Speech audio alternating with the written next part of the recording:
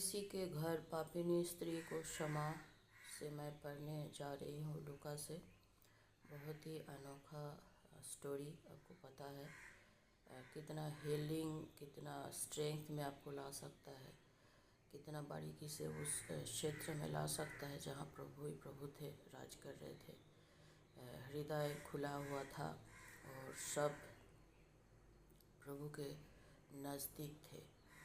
तो फिर किसी फरीसी ने उससे विनती की कि वो उसके साथ भोजन करे। अतः वो उस फरीसी के घर में जाकर भोजन करने बैठा।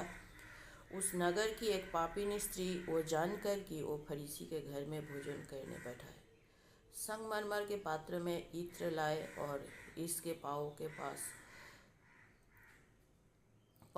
पास पीछे खड़ी होकर रोती हुई उसके पाँवों को आंसुओं से भिगोने और अपने सिर के बालों से पोंछने लगी और उसके पाँव बार बार चूमकर उन पर इत्र मला।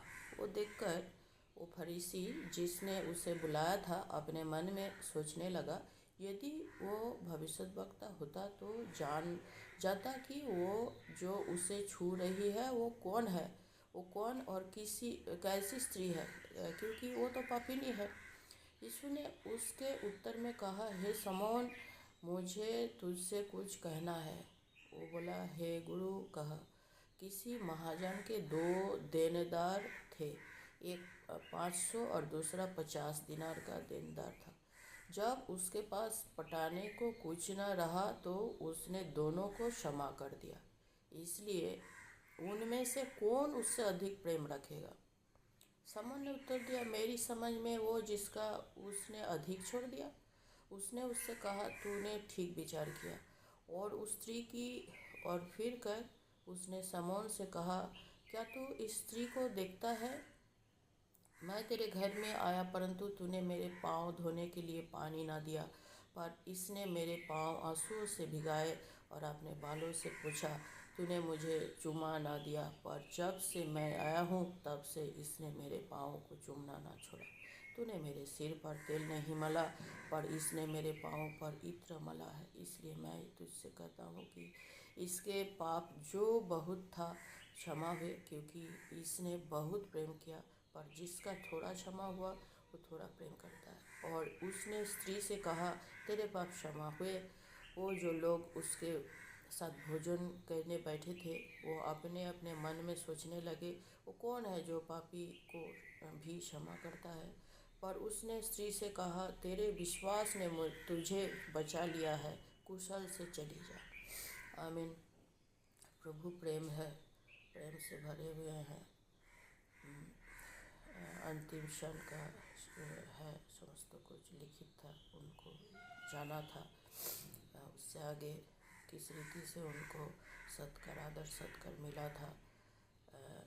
ह्यूमन बॉडी में जन्म लेने के बाद जब उस रीति से उस अनुकूल में अपने आप को सब पाते हैं, वो बिछड़ने का जो गम रहता है वो तो अलग, और आपको सच्चा रोल प्ले करना पड़ता है, वो कितना कठिनाइयाँ में भरा हुआ रहता है। उसके बावजूद भी पैर में एक कहानी उस पापी को क्षमा करने का है।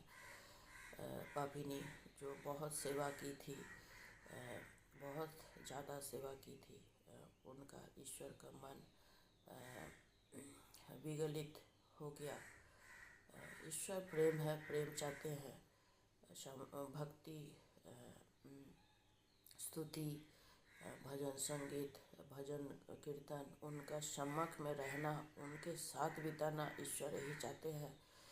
और ये स्टोरी एग्जाम्पल के उदाहरण के तौर से बताया गया कि दोनों का ज़्यादा कर्ज, एक किसी का कर्ज इतना था और किसी का कर्ज बहुत ज़्यादा था। दोनों का कर्जदार जो वो माफ़ कर दिए हैं। तो किनको ज़्यादा मिला? तो जिनका कर्ज ज़्यादा था उत्तर दिया। तो जिन्होंने, जो शिष्य ने उनको बुलाए थे घर में, शमौन, उन्होंने उनका प्रभु ने समझा दिए कि मैं आपके यहाँ मैं आई तेरे यहाँ, और देखो ये स्त्री ने हमें कितना सेवा की, लेकिन आप उस रीति से नहीं हमें सिखा रहे। तो और एक चीज़ है, जहाँ अपनापन महसूस होता है हम लोग अपनापन खोजते हैं, वहीं जाते हैं, ये रियलिटी है। जहाँ एकदम सच्चा अपनापन, कुछ खाद नहीं है, आज के दुनिया के तरह मुंह में कुछ पीछे कुछ, अंतर में आपका साफ नहीं है, आप उस ग्रुप में जाते हो, उस सब के बीच में जाते हो, तो एक अपनापन हम लोग खोजते हैं। अपनापन होना चाहिए, कुछ भेदभाव नहीं होना चाहिए। वहाँ कुटिलता जटिलता हम छुपा दिए, मुंह में दिखा रहे कि आपके साथ मैं बहुत बनी हुई हूँ, एक आत्मा हूँ, ये सब सही नहीं है। प्यार से प्रेम से प्रेयर से सारा कुछ धोया जाता है, धोया जाता है। प्रेयर से बड़ा कोई बात नहीं होता है। प्रेयर से सारा पाप धो जाता है, मलिनता धो जाता है। प्रभु प्रेम है। हम लोग सब पश्चातापी है कि प्रभु को इस तरह से सहन करना पड़ा, गुजरना पड़ा। हम लोग उस रीति से प्रेम नहीं कर पाते हैं, प्रेम दे नहीं पाते हैं। और किस रीति से बड़ा पाप को प्रभु ने माफ़ कर देते, किस रीति से बड़ा पाप को जो हम लोग सोच नहीं सकते। कितना ज्योति में थे, परम ज्योति के संतान कितना ज्योति में थे, कितना ऊंचाइयों में मन था कि सारा कुछ जानते हुए भी उसमें घुसते नहीं थे। ऊपर में ईश्वर आशीर्वाद देते थे कि सारा तेरा चलो, सारा तेरा दुखद चीज़ से छुटकारा मिल गया है। ये क्या अनोखा चीज़ है, बड़ा से बड़ा पाप से छुटकारा मिलता है। हे प्रभु, हम लोग पापी तापी संतापी मनुष्य हो, पाप से मुक्त करो। एवरी मोमेंट मन दिमाग में जो कुटिलता जटिलता चलता है उसमें से क्लीन करो, हृदय में ज्योति भर दो, प्रेयर सिखा दो खुदावन। कहीं नकारात्मक ना हो, सिर्फ ज्योति ज्योति हो। सारा दुखद चीज़ से जो ज्योति से नहीं है, ज्योति से बिछड़ा हुआ है, उससे ऊपर उठे, ज्योति का संतान बने। कम से कम कोशिश तो करे प्रभु, इस चेष्टा में लगे रहे। एक एक मोमेंट अपना शुद्धिकरण करे, एक एक मोमेंट अपना भूल के लिए माफ़ी मांगे, क्षमा करो, ये मेरा गलती हुआ। इस रीति से चले, दिन भर यात्रा हम लोग का सुखद हो, मंगलमय हो। दूसरों के लिए प्रेयर करे, दूसरों को प्रेयर में सम्मिलित कर ले, सबका भला हो, मंगल हो। प्रभु पिता साथ में है। हम लोग को विश्वास है कि हम लोग का जय निश्चित है, सुनिश्चित है।